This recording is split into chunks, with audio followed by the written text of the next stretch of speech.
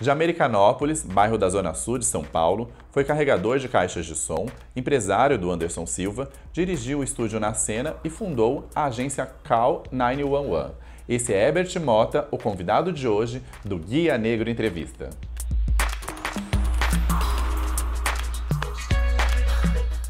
O Guia Negro Entrevista de hoje desembarca aqui no Centro de Culturas Negras de Jabaquara para conversar com o Herbert Mota, que cresceu bem perto daqui. Exato. E a gente vai falar sobre guinada profissional.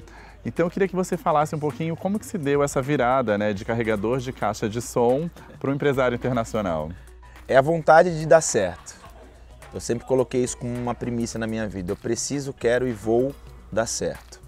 E esse trabalho em fazer dar certo e querer dar certo foi o elemento de força que eu usei para ativar uma ambição em querer fazer diferente. Mudar o espaço geográfico, físico e visual que eu tinha para uma coisa diferente. E assim foi, e assim deu certo.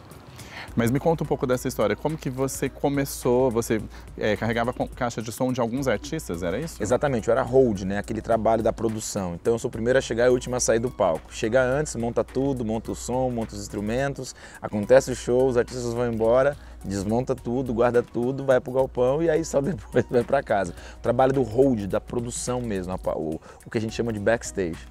E como que você se tornou empresário a partir daí? Foi vendo de perto as oportunidades, porque eu era hold, aí eu vi o produtor e entendi que tinha uma oportunidade de negócio e ganhava mais. Aí dali eu fui galgando oportunidades, estando ali, percebendo, ouvindo e vendo o quanto eu poderia aprender e ter certeza que serviria para mim também.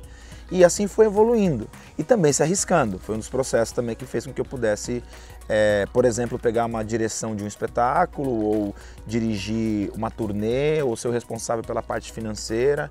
E esses exercícios dos empresários, falaram assim, eu coloco o Herbert. Então foi um exercício de mostrar responsabilidade e vontade, ter essa garra para poder executar bem feito. Aí algumas coisas deram certo, outras deram erradas nessa trajetória, mas eu acredito que foram ali pelo menos uns 15 anos de carreira meu, do carregador até esse produtor que estava ali fazendo as coisas nesse meio. Você foi empresário do Anderson Silva no auge dele como lutador. Como que foi isso? Foi engraçado, porque eu estava viajando para os Estados Unidos com o Netinho de Paula. Numa ocasião nós estávamos indo buscar uns investidores para a TV da Gente, que era até então a primeira TV para negros e dirigida por negros no Brasil. E na imigração, isso foi 2007. E na imigração do aeroporto de Los Angeles, eu encontrei os lutadores de MMA. E aí eu reconheci alguns deles, eles reconheceram o Neto, trocamos contato. Um ano e meio depois, já no final de 2008, o Anderson Silva me liga. E fala, poxa, que ele gosta muito de música e tudo mais, eu queria e preciso de alguém para cuidar da minha carreira, da minha imagem. Você não quer trabalhar comigo? Eu falei, eu não entendo nada de esporte. Até então eu estava muito na música, né? Mas ele percebeu que a ideia da música, por aparecer muito, ele imaginou que poderia ser algo que pudesse usar para a carreira dele. E deu muito certo. E aí, em 2009, eu assino um contrato com o Anderson, faço a gestão de carreira dele. O UFC não existia no Brasil, ainda era Vale Tudo. Eu começo um processo de gestão de carreira tal qual é feito na música. E esse processo deu tão certo ao ponto do Ronaldo Nazário, entre outros empresários, olharem para mim e falar, pô, tem um projeto aqui. E isso fez com que já em 2011 o Anderson se transformasse numa personalidade pública também no Brasil, o que já era no exterior. 2012, mais ainda. Você contou um pouco pra gente dessa experiência com o Netinho de Paula, né, a TV da Gente. Foi uma experiência bastante única no Brasil de ter uma TV só de pessoas negras, dirigida por pessoas negras. Conta como foi esse processo, tá na hora da gente voltar com uma outra TV da Gente aí? Eu acho que não. Eu acho que tá na hora da gente estar aonde está o todo e não isolar.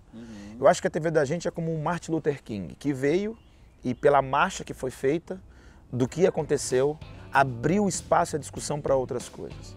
Então hoje eu quero ver muito mais do que negros com a sua emissora ou com a sua televisão, exceto se forem donos de produtoras de conteúdo, donas de direção, estar no processo. Mas quando exposição, tem que ser onde está todo mundo, porque nós somos feitos para todos. O importante é ter a mensagem, feita de pessoas que entendem a cultura e a história, para que não fique uma coisa caricata ou que se perca as importâncias necessárias para uma mensagem como essa evoluir e transformar gerações. Além do Anderson Silva e do Netinho de Paula, você fez negócios com Thais Araújo, Mano Brown, Seu Jorge. Me conta um bastidor de algum desses seus amigos de negócios. Eu tenho um bastidor muito bom com o Lazinho. O Lazinho é um irmãozaço, assim, meu. Que foi o seguinte, uma ocasião eu fui buscar o Lázaro para uma reunião. E essa reunião que eu fui buscar o Lázaro foi no Hotel Emiliano. Eram 8 horas da manhã, cheguei com o meu carro. Graças a muito esforço de trabalho, um carro importado, parei, conhecia todo mundo no Hotel Emiliano, porque o Anderson sempre se hospedava lá. O já falecido dono, o seu Carlos Emiliano, um querido, sempre me acolheu muito bem, todos os funcionários do hotel, todo mundo me conhece. E acabou que eu entrei na recepção para dar oi para todo mundo, que fazia um tempo que eu não ia. O Lázaro desce e mostra uma matéria. A gente começa a conversar na recepção e vai pro carro. Como o meu carro estava estacionado na frente, porque já ia sair, quando eu volto pro meu carro, um funcionário, garoto, jovem, novo, 17 anos, 18 anos de idade, devia estar cursando turismo, ele abre a porta de trás do meu carro pro Lázaro. E eu, vindo conversar com o Lázaro, vou e sento no carro. O Lázaro ficou doido da vida. Doido. Aí a gente entrou no carro. Herbert, você não percebeu o que aconteceu? Eu falei, o que foi, Lazinho? Que absurdo! Como que ele acha que você é motorista? Será que vocês não vão entender que você conhece todo mundo? Aí eu falei, Lázaro, não esquenta a cabeça. Ele achou que eu fosse um Uber, tá tudo certo. Quando voltar, você dá 5 estrelas. Na volta, o Lázaro brincou e fez isso. Óbvio que fere, óbvio que machuca. Mas a alegria de poder contar isso é que este garoto aprendeu uma lição. E não foi eu falar, onde já se viu você fazer isso comigo? Ele não sabe. E é isso que eu quero que mude, tem que ser normal. Mas até ser normal, a gente precisa frequentar mais vezes. A gente precisa trabalhar, ter condição e dinheiro para pagar o que é mais ou menos. A gente precisa ter acesso, precisa fazer as coisas nos lugares ideais e estar com essas pessoas, e não só o famoso. O meu exercício é, eu não sou famoso e estou aqui como se eu fosse um jogador de futebol, ou cantor ou ator. Eu sou empresário. E essa relação do empresário é o que eu acho que é uma importância. Então foi engraçado, mas foi importante depois daquilo. E aí um amigo meu que trabalha no Emiliano, conhecido, né, virou amigo, ele comentou quando a gente voltou e falou, meu, desculpa. Eu falei, nada, que isso, tá, meu, mas o importante é que você mostrou que toda vez que nós percebemos alguém diferente, nós temos que entender. Isso já aconteceu comigo em outros lugares, de falarem inglês comigo. Então é normal. E a gente tem que entender que faz parte de um processo de mudança. Embora possa nos ferir, mas faz parte de um processo de mudança e a gente tem que sorrir e seguir adiante. Você conta parte das suas histórias nesse livro, que é o Movimento Logo Existo, que você está lançando agora, né? É uma biografia, é um livro de lição de negócios. O que você traz no livro? Eu decidi escrever esse livro e a história desse livro é um livro biográfico, onde eu conto a história do menino daqui, desse bairro, sabe? Jardim Miriam, Jabaquara, Americanópolis, que olhava para cima, viu o avião passar e decidiu voar. E esse voo que eu fui e acreditei foi muito arriscado. E eu tomei muitos tombos. E eu conto nesse livro tudo que deu certo e tudo que deu errado. Porque é importante a gente aprender com os erros, mas muito melhor aprender com o erro dos outros. Então me expus a errar quando escrevo, para mostrar que é na dificuldade que a gente muda e que a gente aprende. Se a nossa história foi feita da dificuldade, imagine o nosso sucesso. A sua história é muito inspiradora, né? Eu queria que você, e você traz dicas valiosas aqui no livro, uma delas é que para focar na solução e não no problema, por exemplo. Sim. Que outra dica valiosa que você traz aqui no livro que a gente pode contar para quem está lá na quebrada, quem está tentando empreender, quem está tentando ganhar o mundo também? Olha, eu deixaria duas. A primeira é a oportunidade só procura quem está em movimento. Pô, eu gostaria que acontecesse, Cara, você tem que sair. Você tem que ir, você tem que fazer. A oportunidade vai estar ali. Essa é uma dica fundamental. E a outra é o preparo. Eu conto aqui um dos relatos meu, quando eu trouxe o Kirk Franklin para o Brasil. Eu perdi um contrato de $2 milhões de uma compra de material em Nova York. Dormi na estação Penn Station, que é a estação da sé deles lá, 2 noites num frio absurdo para fazer reunião. Cheguei com cara de que estava no hotel, fiz a reunião, mas eu não levei o mais importante, o preparo. Nós temos que nos preparar. Mais do que alguém me dar acesso ou condição, eu tenho que falar, sou e estou preparado. Então a dica é, se movimente, busque oportunidade, que você tem que se movimentar para isso, esteja preparado. Uma das coisas que eu tive que me preparar, que foi aí que o Neto me chamou para trabalhar com ele na TV da gente, e depois a gente viajou o mundo, é o meu inglês.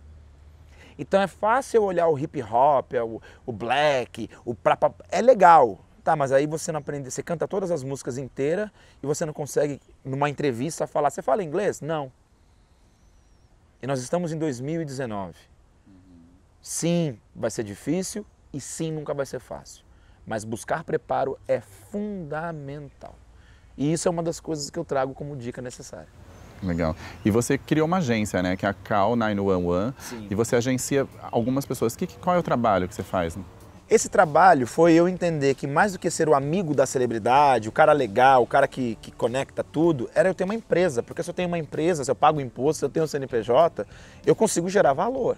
E é aí que envolve evoluir, ok? Então eu não quis ser o amigo da celebridade, eu quis ter uma empresa que as celebridades buscassem uma conexão, call, para solucionar o problema deles, 911. E a minha ajuda, quando empresário, diferente do quando brother ou amigo, tamo junto, vamos nessa, é quanto custa o seu trabalho, ou o meu trabalho custa tanto. Herbert, você é um cara que viaja muito e eu queria que você desse uma dica de um lugar de cultura ou história negra que todo mundo que está assistindo a gente devia ir pelo menos uma vez na vida. Mas a resposta vocês vão conferir no nosso IGTV do Guia Negro e no nosso Facebook. Massa. Eu queria que você contasse agora um pouco como que é o Jardim Americanópolis, o lugar que você cresceu, qual a sua relação com esse espaço que a gente está hoje, que é o Centro de Cultura Negra de Jabaquara. É muito bacana. Para ser bem verdadeiro e muito verdadeiro. Eu vim aqui para paquerar, para namorar. Estudava aqui no Perola Byton, que é aqui próximo. E aí ou eu ia para o Jardim Miriam para encontrar os amigos para música, quermesse, né, que a gente tem sempre muito isso, ou vinha para cá, para o Centro Cultural. E chega a ser emocionante porque eu lanço um livro, cara, sacou? É uma biblioteca, eu estou no Centro Cultural e hoje eu sou autor de livro, fui expulso da escola, sou um homem de negócio, falando do capital do meu povo e meu livro está na prateleira, sacou? Então, é um filme legal.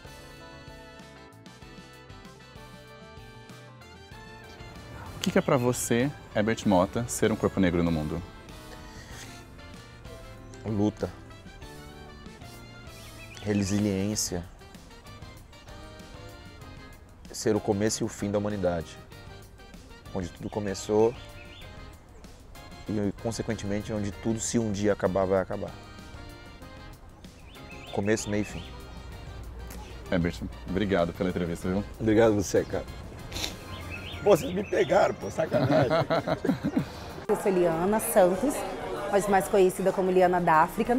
Atualmente eu tenho uma marca chamada Liana da África Modas e a gente tem um espaço loja físico em Ipanema, no Ipanema Harbor. Eu trabalho também com algumas peças diferenciadas, onde eu desenvolvo a estampa e trago essa estampa com uma força, contando uma história para a peça. Dentro do meu projeto, trazer roupas que vistam tanto corpos masculino como corpos feminino. Obrigada, é um prazer estar com vocês. Sigam a Liana da África Moda nas redes sociais, né? Instagram, Facebook, o que vocês quiserem. E chamem lá no direct, que será um prazer tirar a dúvida de vocês. Eu não sou um homem de negócios, eu sou o negócio. Essa frase eu ouvi, aprendi e tive o privilégio de pessoalmente ter uma reunião de negócios com nada mais nada menos do que o Jay-Z. Todos sabem quem é o Jay-Z, obviamente, mas o mais importante é saber que ele entendeu a oportunidade de fazer negócios tendo valor para se negociar. Do que você faz, para quem você faz e com quem você faz. I'm not a businessman, I'm a businessman.